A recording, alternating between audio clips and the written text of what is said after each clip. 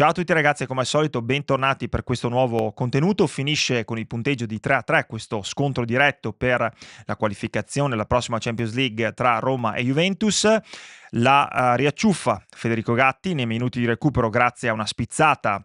importantissima, fondamentale di Weston McKennie, che ancora una volta si dimostra di essere comunque un calciatore determinante in questa Juventus, ed è chiaro che questo punteggio, quello di pareggio di 3-3, fa contenti tanti tifosi juventini che comunque avrebbero firmato prima di questa partita per portare a casa un punto e comunque mantenersi a una distanza che non fosse chiaramente quasi incolmabile come quella di 7 punti in caso di sconfitta. Però io sinceramente non ero tra quelli, non perché non capisca che ci sia stato un dispendio di forze e di energie elevato durante la settimana per quella sfida chiaramente a viso aperto contro il Galatasaray, finita nei minuti di recupero, nei tempi supplementari, e chiaramente giocando con un uomo in meno per 70 minuti, ma perché in realtà queste occasioni vanno prese, perché se è vero che la Roma è stata brava a sfruttare tanti errori della Juventus, allo stesso modo non mi è sembrata una Roma trascendentale, cioè non mi è sembrata una squadra imbattibile, e credo che la Juventus potesse fare di più. Ci sono cose positive come sempre, cose un po' meno, però noi cerchiamo di fare ordine, di essere sempre obiettivi, e mi raccomando, prima di cominciare vi invito ad iscrivervi al canale, vi ricordo che è completamente gratuito, ma soprattutto ragazzi lasciate un commento e un mi piace, così da spingere questi contenuti a sempre più juventini. Oggi sono sinceramente molto interessato a sapere la vostra opinione, perché vi ripeto, io non avrei firmato per un pareggio prima di questa partita, perché ci sono momenti della stagione che sono fondamentali, e ho capito che bisogna prendere in considerazione le energie spese in settimana e il fatto che comunque non abbiamo tantissime opportunità e possibilità nelle seconde linee. Faccio un esempio, lo dico subito: per me, nonostante Boga segni un gol importantissimo che poi ci dà l'opportunità di rientrare in partita, allo stesso modo la maniera in cui è entrato Boga oggi, mi sembra che sia chiaramente più che insufficiente, perché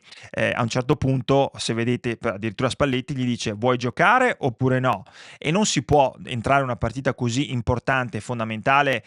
al posto di un calciatore che chiaramente ha deluso come Jonathan David, che ancora una volta dimostra di essere un calciatore che può fare bene quel gioco di raccordo, ma se sei una punta alla lunga devi fare gol e sei lì per quello. Quindi ripeto, viene tolto perché non sta dando a Spalletti quello che ci serve, e poi bisogna cercare di racciuffarla.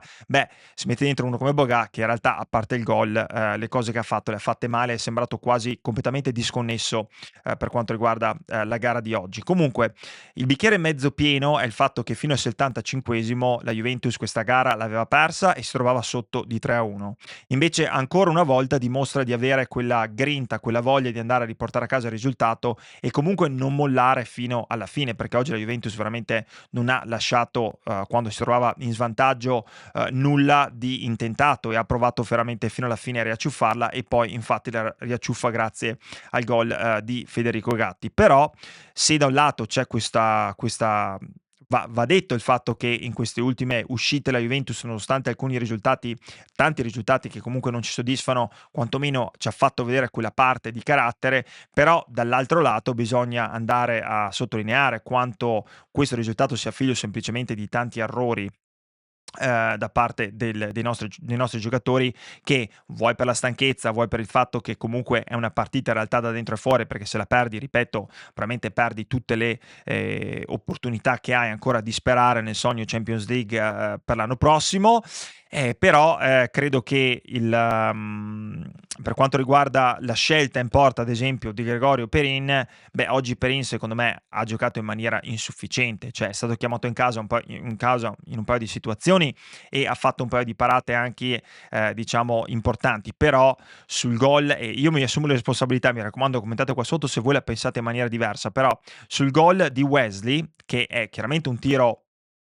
di pregevole fattura, però Perin va con due mani. Perin stacca leggermente in ritardo, non tra l'altro dà quella forza, quell'esplosività che serve in quella situazione per cercare di andare a parare quel tiro, ma soprattutto va a due mani. In quella è una classica parata da una mano, a mio parere. Io ho giocato nel mio piccolo calcio fino alla promozione, però dico, io se vedo quell'intervento e poi vedo il gol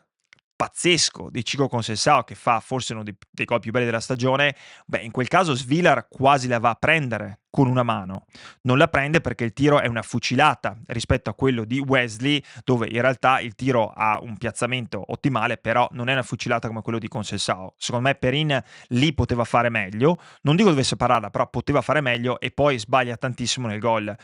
di Malen, perché in quella situazione, nel momento in cui decidi di uscire, esci, perché rimanere lì a mezza via non serve a nessuno, e poi soprattutto a quel punto diventa quasi un rigore in movimento, quindi ti butti un po' a sensazione, cioè vai un po' a fare un diciamo testa o croce a vedere se va a destra o a sinistra, in realtà si butta con i piedi e poi decide di non uscire. Quindi non mi ha dato Perin sinceramente quella sicurezza. Poi sappiamo che a lui non piace uscire, infatti quel gol di Ndicà in realtà sì, è una colpevolezza unita al fatto che con Miners non si muove, Kelly lascia l'uomo, eccetera eccetera eccetera, però insomma ogni gol viene un po' da delle situazioni di errori da parte della Juventus, errori che tra l'altro non fa solo in fase difensiva, perché ripeto, il problema grosso è che noi abbiamo una difesa che fa un po' acqua da tutte le parti, perché io se sento ancora dire qualcuno, beh, quando c'è Bremer, non è così, perché con Bremer abbiamo preso una caterva di gol. Questo Bremer chiaramente è in difficoltà, è stanco, non è lo stesso Bremer del pre-infortunio, probabilmente bisognerà aspettare l'anno prossimo, e ci sta, e infatti Bremer va comunque ringraziato, perché è un qualcuno che immagino giochi con dolore e un certo tipo di situazione e non molla mai. Però bisogna anche essere onesti, cioè la favola di Bremer in campo, la Juve non prende gol, è finita, perché la Juve ormai prende, mi sembra, almeno 2 o 3 gol nelle ultime 5 partite, quindi non è qualcosa di accettabile. Se però c'è questa situazione in difesa difficile e va unita al fatto che in attacco abbiamo altri problemi, perché io oggi vorrei dire un calciatore come Yildiz ha dato praticamente tutto, è stato malmenato come al solito e troppo poco i cartellini gialli, non viene molto protetto Yildiz neanche dai suoi compagni, che ogni tanto dovrebbero un po' alzare la voce. Ho visto dei falli abbastanza pesanti, anche quello comunque di Ranch che per me era da cartellino giallo. Comunque Yildiz ce n'ha messa tanta, e in realtà mi aspettavo che avesse meno energie, visto proprio il dispendio settimanale, ma invece si è dimostrato un calciatore che anche oggi ha un po' dato quella spinta nei momenti in cui serviva fare un qualcosina in più. Si è visto un Conceição che sì, segna un gol pazzesco, incredibile, di scusate, di ottima fattura, però ancora una volta fatica in alcune situazioni di gioco a essere determinante. Il gol sì è determinante, però c'è tanto altro durante la partita. McKennie secondo me è un calciatore importantissimo per la Juventus, e il problema è che ti trovi con David là davanti, che in realtà fa più il centrocampista aggiunto, e quindi non ti dà quell'opportunità di andare in profondità, di andare proprio a ricercare. Io oggi ho visto per la prima volta un tiro di David, non mi ricordo quale fosse stata l'ultima partita in cui David aveva cercato il tiro in porta. Questo è un qualcosa che crea un problema incredibile a una squadra come la Juventus, che non ha assolutamente il terminale offensivo. A mio parere in mediana con Mahrez oggi è stato molto ordinato. Thuram, nonostante anche lui, scusate, avesse speso molto in settimana, mi sembra che aveva giocato una partita comunque di sacrificio e di ottima fattura, e onestamente credo che la Juventus nel primo tempo non meritasse di essere sotto 1-0 per quel gol di Wesley, perché ce ne sono state di opportunità. C'è stato il colpo di testa di McKennie, e dall'altra parte c'è stato Pisili con quel tiro dove comunque Perin si fa una bella parata, ma poi se fosse stato Di Gregorio a respingere lì in mezzo all'area di rigore ci sarebbero stati tanti juventini a mettersi le mani nei capelli. In realtà fa anche lui quello che può,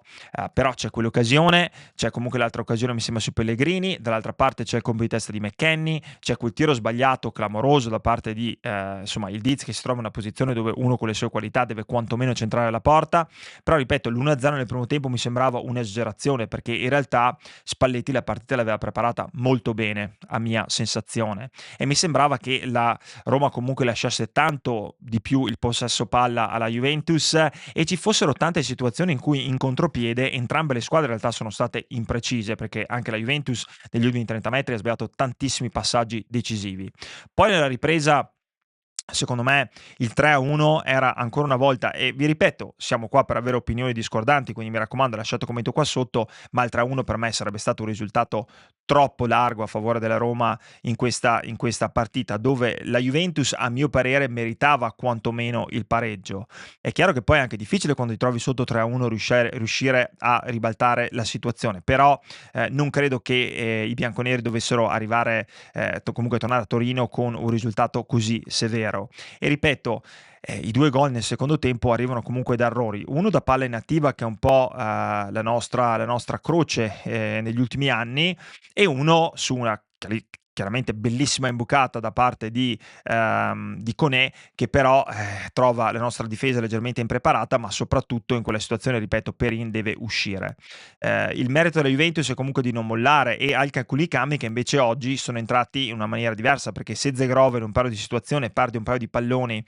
per comunque voler strafare, entrambe le situazioni del gol provengono da suoi cross, nel senso il primo cross c'è quell'intervento tra Ilic e il difensore, la palla arriva a Boga e segna, questo invece viene da calcio piazzato con Zegrova che comunque la mette sulla testa di McKennie, che spizzandola va poi a trovare Federico Gatti, quindi c'è da quel punto di vista un po' di speranza per alcune di queste seconde linee, però Miretti ancora una volta giocatore secondo me che non ha la personalità per poter entrare in certi momenti della gara e cercare di cambiare quella che è proprio la direzione di una partita come questa. L'arbitro oggi ha cercato di far giocare un po' di più, secondo me ancora un po' di situazioni non sono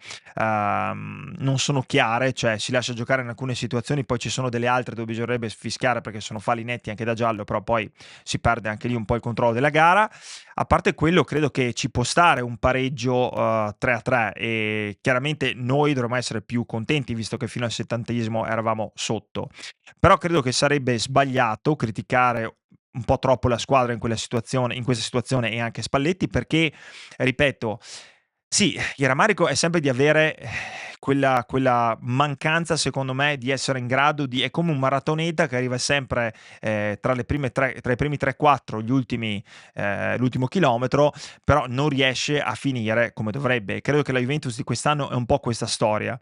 Ci racconteremo un po' la stessa, secondo me, storiella fino a fine campionato, perché credo che la speranza di vedere per esempio un David diverso, la speranza di vedere un Openda determinante, la speranza di vedere un Conceição che sia in grado comunque, nonostante l'Eurogol di oggi, perché quello è un Eurogol, però essere più determinante, credo che non capiterà in questa stagione, e la Juventus dovrà, con e senza l'accesso in Champions League, dovrà, e secondo me non è una cosa che possiamo gestire in maniera diversa, dovrà comunque investire denaro importante per andare a rinforzare tutti i reparti di questa squadra, perché serve più sicurezza in porta, perché né Perin né Di Gregorio possono essere primi portieri della Juventus, ci vuole comunque una sicurezza in difesa, perché ahimè noi abbiamo la speranza di un Bremer che ritorni a livelli pre-infortunio, però in questo momento non ce l'abbiamo un difensore di quella qualità come aveva Bremer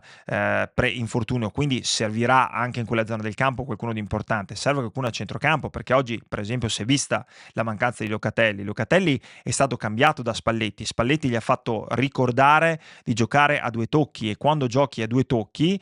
puoi diventare un giocatore determinante, e ultimamente la squadra comunque seguiva talmente tanto Locatelli che a mio parere oggi è stata una mancanza importantissima, e il calciatore ha dimostrato più e più volte non solo di tenerci la maglia, ma di prendersi responsabilità nei momenti di difficoltà, e anche di essere diventato un trascinatore di questa squadra. E poi, ripeto, ci vuole qualcosa in più là davanti. Adesso io ho capito che c'è la speranza che ritorni Vlahovic, dove non credo che possa ritornare prima della sosta, sarebbe anche un po' forse non intelligente rischiarlo prima di una sosta, e quindi lo rivedremo magari ad aprile. Credo che sperare semplicemente in lui anche per l'anno prossimo sarebbe un errore, perché anche lui ha dimostrato in passato di essere comunque non continuo nelle sue prestazioni, come allo stesso modo invocare Colomoni come abbiamo fatto per tutta l'estate e poi anche per il mercato di gennaio, in realtà anche quello è un mezzo al baglio, perché se è vero che Colomoni ha segnato dei gol importanti, però per 8-9 partite Colomoni non ha visto la porta nemmeno lui, quindi bisognerà fare delle scelte fondamentali per il proseguo di quello che è questa Juventus, ma soprattutto per riportare la Juventus a essere competitiva. Servono 2-3 calciatori di esperienza, 2-3 parametri zero che possono portare non solo più maturità all'interno di questa squadra, ma che siano anche più abituati a certi palcoscenici, soprattutto se si vuole giocare in più competizioni. Adesso ripeto, bisognerà vedere, perché il calendario della Juventus sembra sulla carta più abbordabile rispetto a quello della Roma, e poi soprattutto questa è l'unica competizione, cioè siamo fuori dalla Coppa Italia, siamo fuori dalla Coppa dei Campioni, giocheremo una volta a settimana, ed è chiaro che invece ci sono altre squadre come la Roma, che ha comunque la Conference League e altre squadre comunque come il Como che potrebbero pagare un po' l'inesperienza e la gioventù.